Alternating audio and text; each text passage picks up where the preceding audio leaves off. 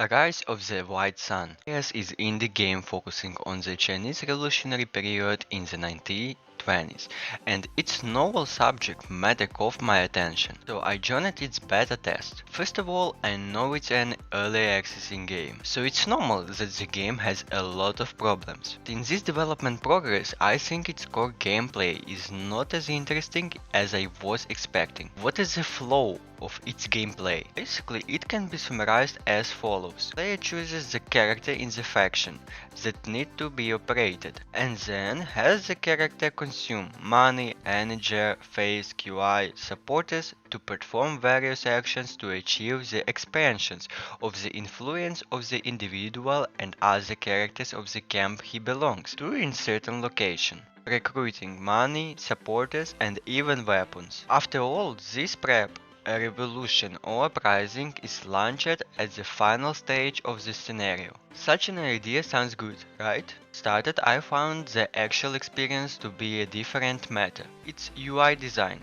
I spent quite a lot of time studying the game's UI. Auto is indeed actively making improvements, but still not enough. It's a game's combat system. Tiring the uprising mode in the Shanghai scenario, the battle system is too sketchy. This is something the author promised to reward, so I won't say more about it. Battle system in the Gandong scenario just as rudimentary, so I think the game's battle system needs a complete rework. Current battle looks like the number of troops multiplied by the experience and loyalty, and then compare with its enemy. I can only guess because the calculation progress is a black box, but I feel that the robustness comparison of the warlord forces and the National Revolutionary Army is not reasonable. The warlords could sometimes even take Canton, the strongest revolutionary stronghold. Another problem with the combat system is the uncontrollable number of soldiers required. When I choose the requirement option, it gives me 6000 recruits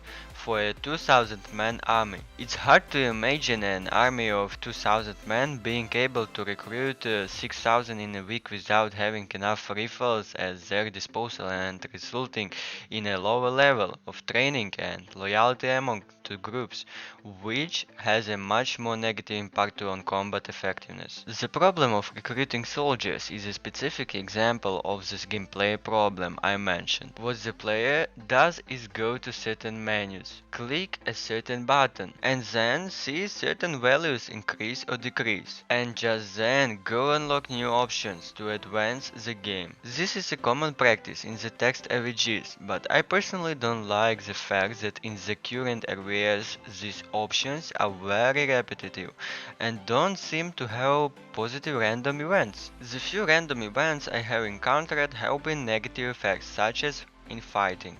Now back to the political system.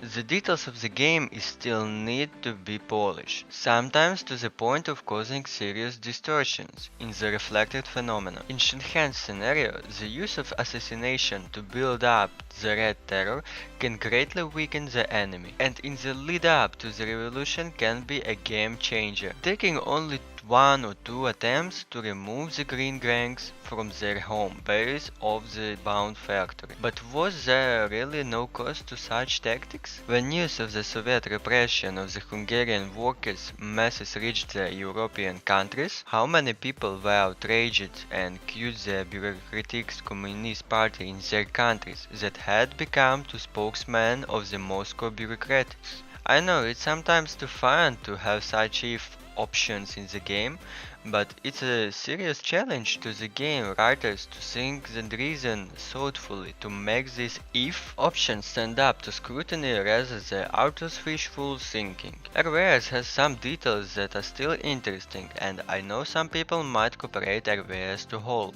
But there are some details that show that the two have completely different areas of focus. For example, when the player plays as a warlord, the troops refuse to carry out orders before being paid, but instead burn and loot near their garrison. Such details are not found in a map coloring game like Whole. I hope this game will be a deep revolutionary simulator that really reflects the time period, not just a text RPG with a novel theme as it is now. To make the game interesting, interesting enough, the EA stage seems to last quite a long time. So actually I like the art style of the game, but the icons and maps appear significantly blurred at 4K resolution, and more save slots are needed.